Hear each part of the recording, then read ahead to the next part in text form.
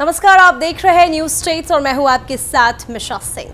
UP के मुख्यमंत्री योगी आदित्यनाथ एक बार फिर उसी फायर ब्रांड अंदाज में नजर आ रहे हैं जिसके लिए वह जाने जाते हैं। बांग्लादेश का जिक्र करते हुए सीएम योगी ने आगरा में कहा कि जो गलतियां वहां हुई वह भारत में नहीं होनी चाहिए। सीएम ने कहा, राष्ट्र से बढ़कर कुछ नहीं हो सकता। राष्ट्र तभी मजबूत होगा जब हम एकजुट रहेंगे, बटेंगे तो कटेंगे। अब उनके इस बयान पर एआईएमआईएम सुप्रीमो असदुद्दीन ओवैसी ने हमला बोला है। ओवैसी ने क्या बोला वो हम आपको बताएंगे, लेकिन पहले बताते हैं कि मुख्यमंत्री ने क्या कहा। अपने बयान में सीएम ने कहा, बांग्लादेश में देख रहे हैं ना, वो गलतियां यहां नहीं होनी चाहिए।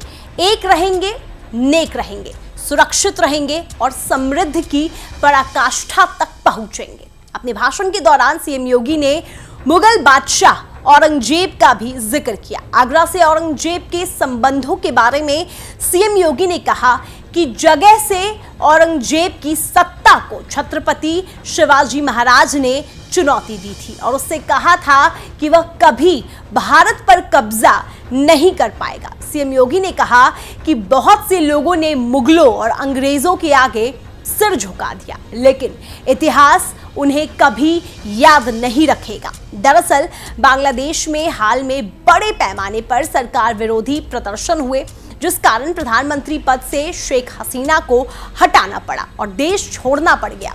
हालांकि इसके बाद भी पड़ोसी देश में हिंसा की घटनाएं जारी रही, जिनमें अल्पसंख्यक हिंदू आबादी पर हमले किए गए, जो आज तक जारी है।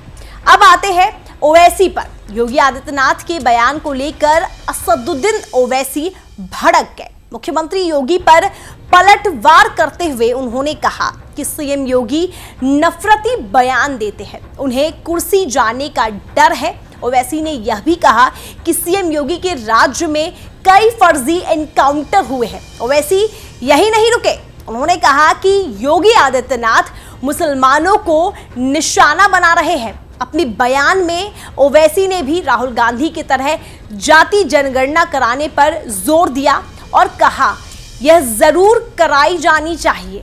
योगी आदित्यनाथ पर हमला जारी रखते हुए ओवैसी ने कहा कि सीएम एकता की बात करते हैं, लेकिन एकता तो तभी आएगी जब इंसाफ होगा। लेकिन आज यूपी में मुसलमानों को टारगेट किया जाता है, उनके घरों पर बुलडोजर चला दिया जाता है।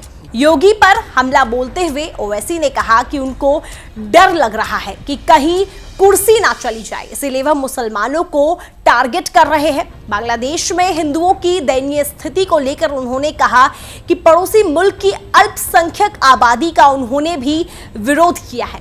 वहीं जातिगत जनगणना पर ओवैसी ने कहा कि हम भी इसके पक्ष में हैं। संसद में भी हमने कहा था, लेकिन फिर यह क्यों नहीं कराई गई। एआईएमआईएम चीफ ने कहा, पी चिदम्बरम ने 2010 में जो सामाजिक सर्वेक्षण रिपोर्ट कराई थी उसे देश के सामने लाना चाहिए। ना जाने क्यों मोदी सरकार इसको छिपा रही है। जनगणना होने से कौन रोक रहा है। ओवैसी ने यह भी कहा कि 50% आरक्षण की सीमा को नरेंद्र मोदी की सरकार की ओर से तोड़ दिया जाना चाहिए। हम सभी इसका समर्थन करेंगे।